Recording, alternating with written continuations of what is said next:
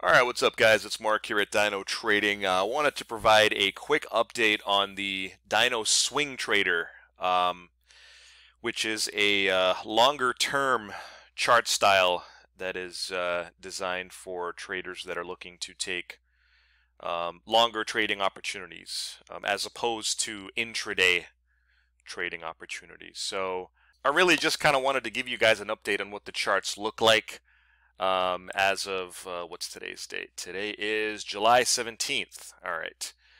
So we're still long and strong on the Dow. In fact, let me just go ahead and throw some arrows on there on the chart so you can see how these signals work themselves out. Pretty much identical to the intraday version of the Dyno bars. The main difference is that I had to kind of optimize it for a lot more data, because typically on the intraday version you're really only looking back a couple of days, whereas on this particular version you can see we have 60 days loaded. I mean, that's a lot. So there's a lot of data compression that needs to happen. There's a lot of analytics that happen behind the scenes, around 40 or 50 different factors that are running in the background to generate the charts and make them look so fucking gorgeous like this. So anyway, what I meant by long and strong on the Dow, you can see like going all the way back through like May, there was one long signal right here, June 3rd, nailed a huge 2,000 points on the Dow. Then we got one short, followed immediately by one long. So if you look at this chart, and don't worry, I'm going to show you the NQ and the ES in just a few seconds, but you're going to see some obvious differences, with the Dow compared to other instruments. The Dow just trends nicely. I don't know what it is. I have absolutely no idea why the Dow responds very, very well and the other ones are hit or miss. But, it's not for me to judge. I'm just looking to trade, right?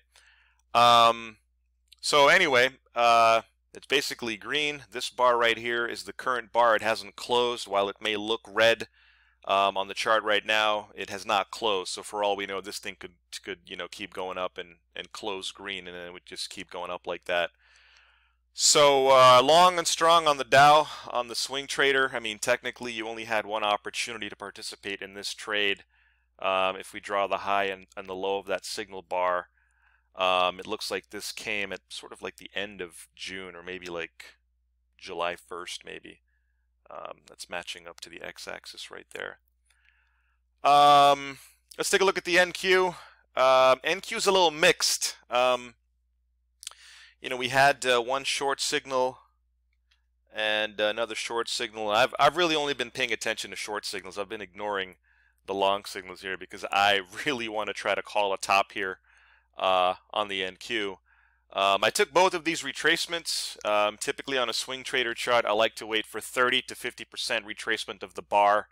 So in both of these cases it happened. And now this most recent short signal that actually was generated on July 16th, so that was yesterday, this is technically, another short signal. So if you're doing what you normally do and draw your zones, this is really your retracement zone.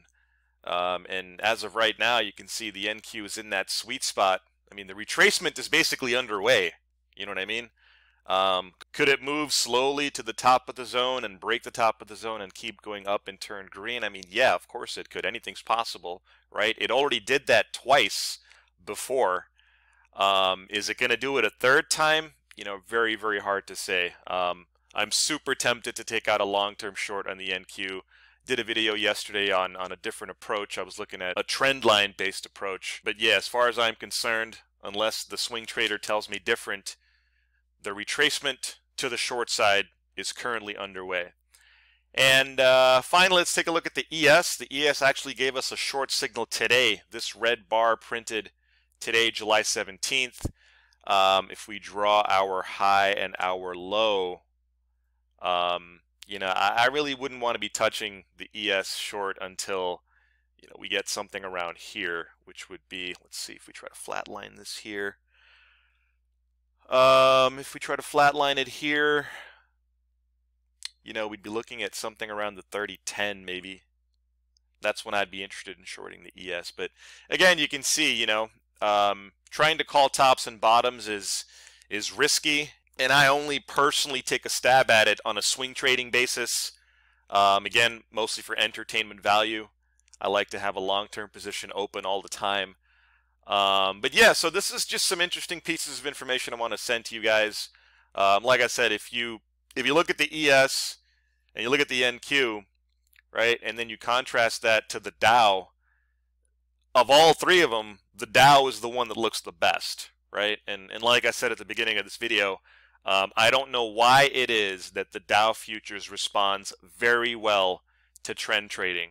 I use volume prints, I use standard deviation, I use velocity of price movements to create these Dyno swing trading bars. So it could be any one of the 50 factors that are operating in the background. Again, like I said, I don't care.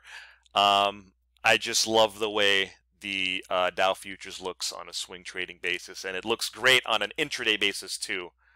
It's just great all around. So if you guys have not been taking a look at the Dow futures, man, you got to start taking a look at the Dow futures today. All right, that's all for today, guys. See you on the next trade.